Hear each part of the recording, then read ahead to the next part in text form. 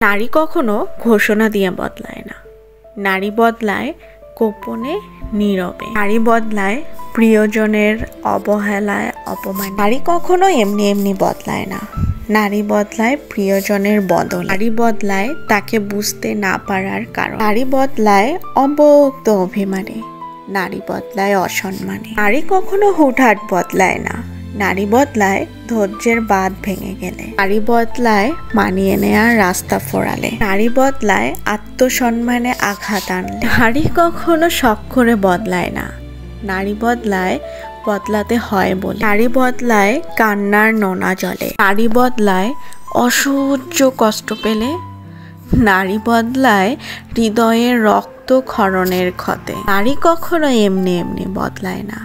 নারীকে বদলাতে হয় বলেই নারী বদলায়। আমাদের সমাজে অনেক অনেক হাজার হাজার লক্ষ লক্ষ নারী আছে যারা কত যন্ত্রণায় তাদের জীবন বদলায়, তাই না?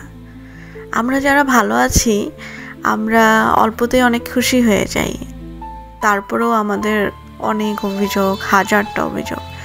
আমরা সব কিছুতেই আলহামদুলিল্লাহ অনেক ভালো আছি, তবুও আমাদের কত অভিযোগ, তাই না? কিন্তু যারা এত যন্ত্রণার মধ্যে থাকে, আসলে যন্ত্রণা বলতে শারীরিক কোনো তো যন্ত্রণা না। কাউকে মারলে যতটা না কষ্ট হয়, তাকে মানসিক চাপে রাখলে কিন্তু তার থেকে দ্বিগুণ কষ্ট হয়। তো আমাদের সমাজে অনেক অনেক অনেক নারী আছে যারা মানসিক যন্ত্রণাটা, প্রিয় মানুষের কাছ থেকে অপমান, সম্মান, এগুলো নিয়েই কিন্তু তারা বেঁচে আছে। আসলে তাদের অভিযোগ করার জায়গাটা নাই। তো অভিযোগটা আসলে করা যায় তো প্রিয় মানুষটার কাছে, যে মানুষটা তাকে বুঝবে, তার কথার দাম দিবে, তার মনের অবস্থা বুঝবে, তার কাছেই তো আসলে অভিযোগ করা যায়।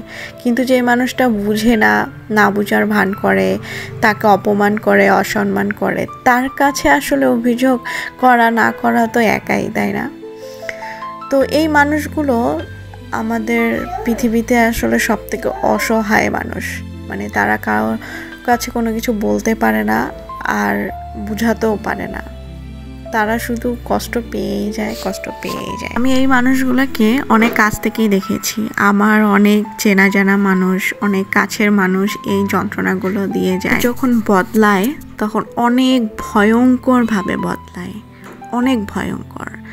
তাদের বদলে যাওয়ার যে কারণগুলো থাকে, সেই কারণগুলোর জন্য তারা যে বদলটা আনে তাদের জীবনে, অনেক ভয়ঙ্করভাবে তারা বদলটা নিয়ে আসে।